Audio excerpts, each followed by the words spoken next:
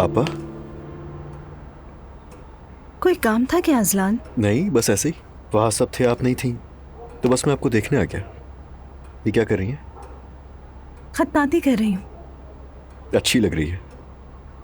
Thank you. आपा, वो exhibition का ख्वाब अभी भी है क्या?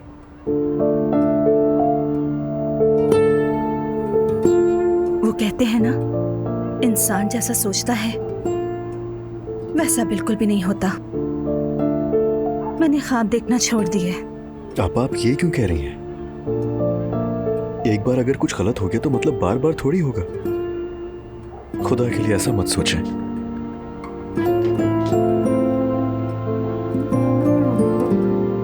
तुम कब से अपनी आपा की फिक्र करने लगे अजलान? आपा, मुझे पता है आप मुझसे नाराज हैं,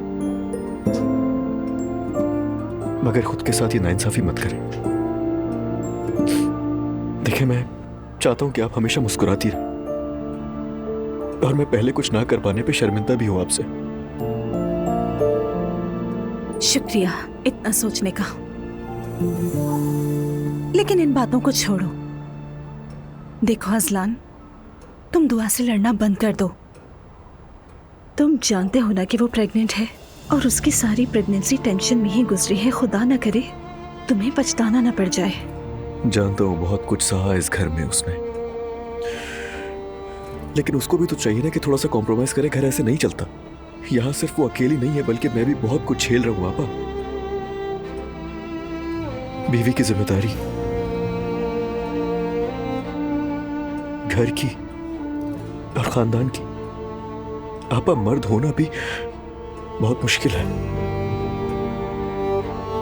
अजलान, तुम समझते हो औरत होना आसान है? हालात चाहे जैसे भी हो, बस सर झुका रहना चाहिए। हर हाल में चुप रहने की तवक्को, और हर हालत में खुश रहने की मजबूरी। और अगर शिकायत करो तो जानते हो क्या होता है? तुम नहीं जान सकते। लेकिन दुआ के साथ तो नहीं ऐसा कुछ भी। उसकी हर ख्वाहिश पूरी होती है। अजलान, आखिर तुम मर्द लोग समझते क्यों नहीं हो? कोई भी औरत 2 वक्त की रोटी और 2 नए जोड़े कपड़ों से खुश नहीं हो जाती है। तुम जिस चीज को खुशी समझते हो वो सिर्फ पैसे से जुड़ी होती है। औरत सिर्फ पैसे से खुश नहीं होती। उसकी खुशी और इज्जत, शफकत, थोड़ी तवज्जो और समझ बूझ से जुड़ी होती है। आप जानती तो हैं, मैं ये सब उसको देने से पीछे नहीं हटता हूँ बिल्कुल। रोज शाम में जल्दी घर आता हूँ, हम सब साथ में बैठकर खाना खाते तो है ना। आपको पता भी है मैं अपना 100% देने की कोशिश कर रहा हूँ, मगर फिर भी एक डर रहता है, एक बेचैनी सी। अजलान, तुम्हें पहले से सब पता था।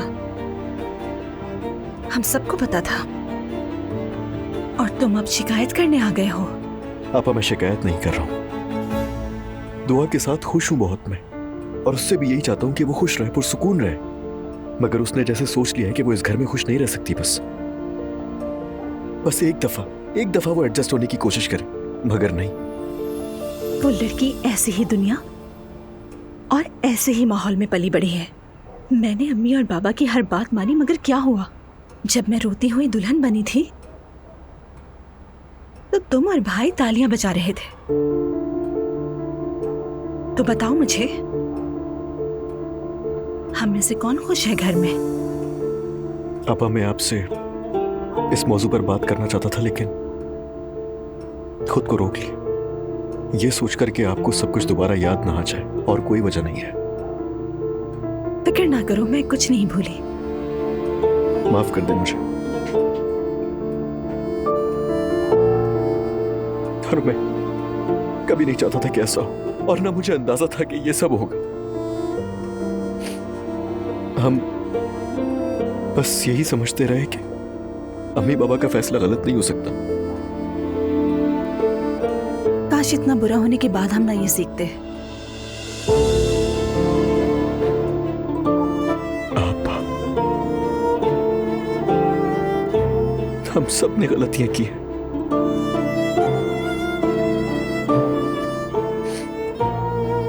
लेकिन मैं आपसे वादा कर रहा हूं कि आज के बाद से आपके हर फैसले में आपका साथ दूंगा, चाहे कुछ भी हो जाए। कौन क्या चाहता है मुझे कोई परवाह नहीं, आपका भाई साथ है। शुक्रिया, सलामत रहो। जब इंसान सारे ही दुख तन्हा झेल लेता है ना, तब उसे किसी की जरूरत नहीं रहती, जानते हो। फिर भी तुम्हारा ये कहना अच्छा लगा।